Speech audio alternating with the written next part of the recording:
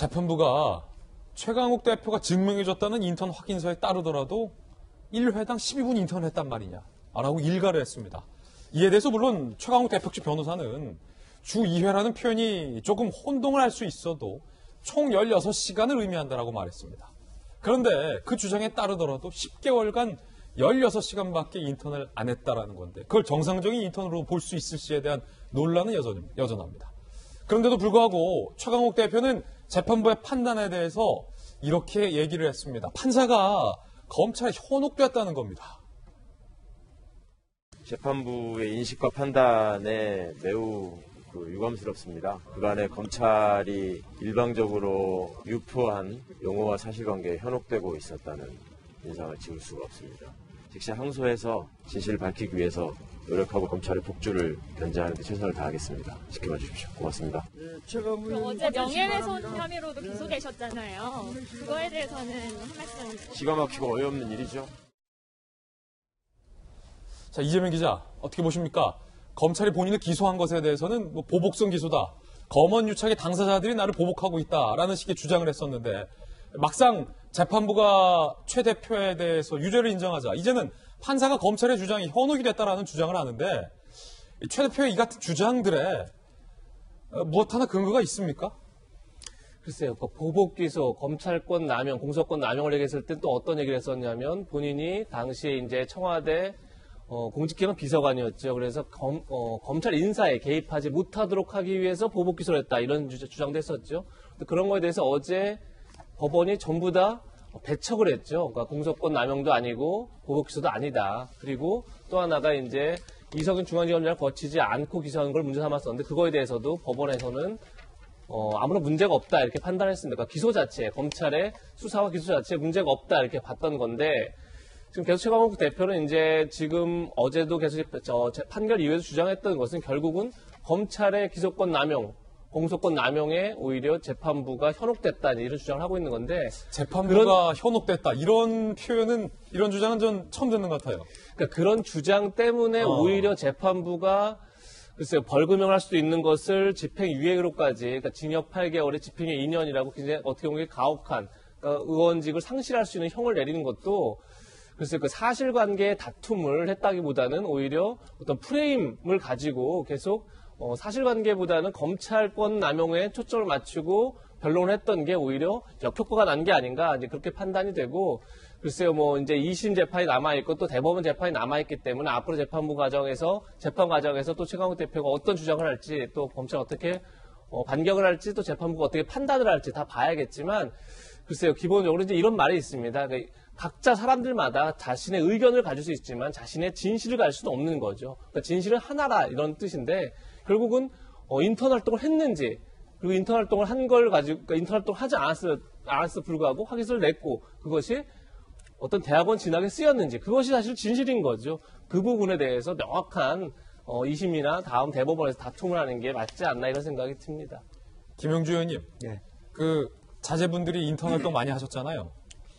별로 인턴 활동 안 했습니다. 예. 네네. 큰 아이가 지금 인턴 활동 중이죠. 네네 하고 있죠. 예. 혹시 인턴 활동을 몇 시간 합니까?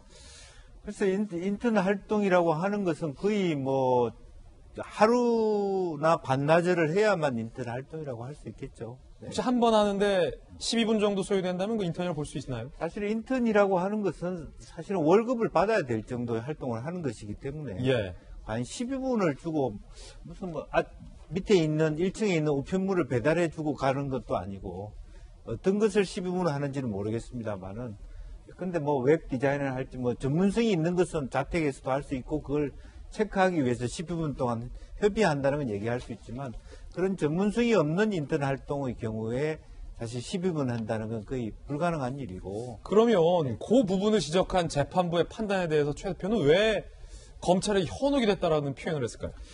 글쎄요, 말하자면 검찰이 실제적으로 자기가 한 것을 인정하지 않는다는 것을 강변하는 것인데요.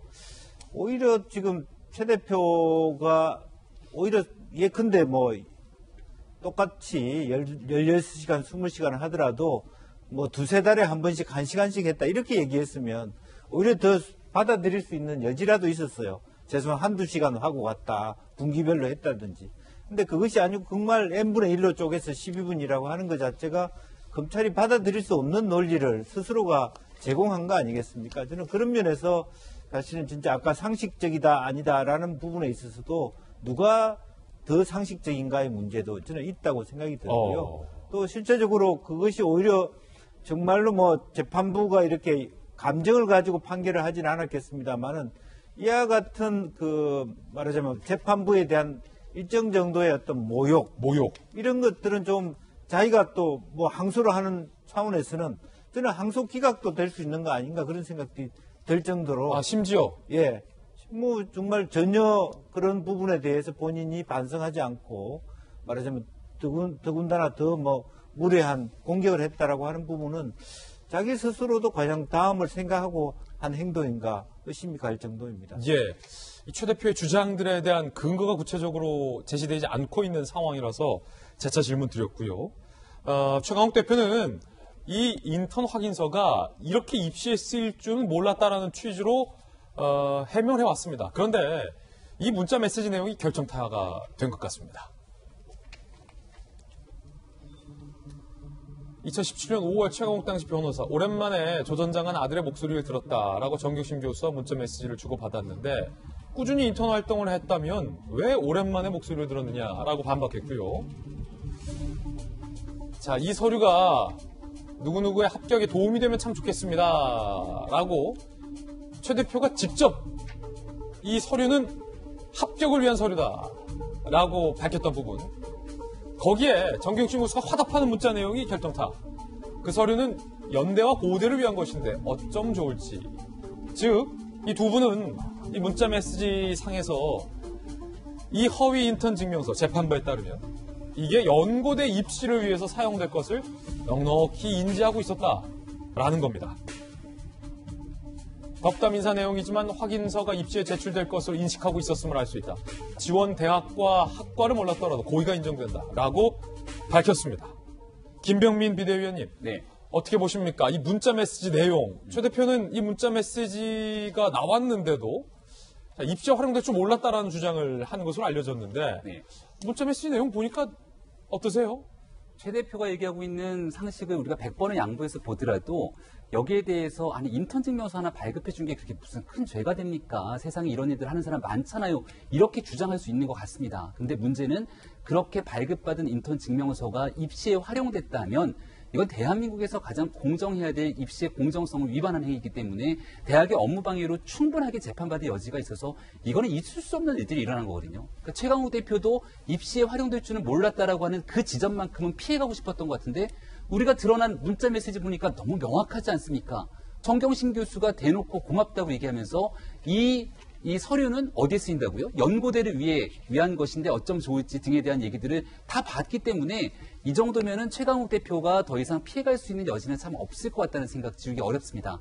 정작 중요한 건 저 문자 메시지가 오갔던 때 날짜를 좀 봐야 되는데요. 저게 바로 2017년입니다. 우리 2017년 잘 기억하겠지만 그해 3월에 헌정사상 초유로 전직 대통령 탄핵이 이루어집니다. 그리고 그 탄핵이 이루어지는 배경에서 국민의 여론을 들끓게 만들었던 건 정유라의 입학 부정이었고 정유라의 입시 부정으로 인해서 이화여대에 있는 많은 교수님들은 여기에 대한 재판을 받고 구속되기도 했습니다. 그리고 최강욱 대표는 그 당시에도 무수히 많은 목소리를 통해서 이런 내용들을 강렬하게 비판했던 사람 중 하나 아니겠습니까? 최강욱 대표뿐 아니라 조국 전 장관도 마찬가지였고요. 근데 그런 와중 속에서 이렇게 본인들은 아무렇지 않은 척 전 정부에 있었던 입시 비리를 강력하게 규탄하고 난 뒤에 같은 일을 벌이고 있었다니 이게 과연 국민의 상식과 최강욱 대표가 얘기하고 있는 상식의 기점은 달라도 너무 다르구나 이런 생각 지우기가 어려운 측면이 있는 것이고요. 최강욱 대표가 이번 4월 총선 끝나고 나서 이렇게 얘기한 적이 있었죠. 세상 바뀐 것 확실하게 느끼게 해주겠다. 아무리 선거가 끝나서 여당과 야당의 의석수라든지 여러 가지 측면들이 바뀌었다 하더라도 정치인이 당선되고 난 뒤에 이런 식으로 얘기하는 건 저는 듣도 보도 못한 일이었다고 생각합니다. 그리고 최강욱 대표는 현재 본인이 기소됐고 또 재판 결과도 나왔지만 앞으로 또 재판받은 것들이 많이 남아있거든요. 그런데 이해충돌 여지가 딱 맞아떨어질 수 있는 법제사법위원회의 소속위원으로 활동하고 있는 이해충돌 문제까지 벌어지고 있으니까 저는 최강욱 대표가 얘기하고 있는 상식은 분명하게 우리 국민들이 보고 있는 상식과는 결이 상당히 다른 것 같고요. 네. 그렇기 때문에 재판부가 내리고 있는 상식도 국민의 상식에서 결정한 것이 아닌가. 최강욱 대표는 2심에서도 이와 같은 방식으로 꾸준하게 본인의 상식에 입각해서 주장하게 되면 아마 괘씸죄까지도 적용되지는 않을까 이런 생각이 듭니다. 예, 김현 비대위원의 개인 견해 들어봤습니다.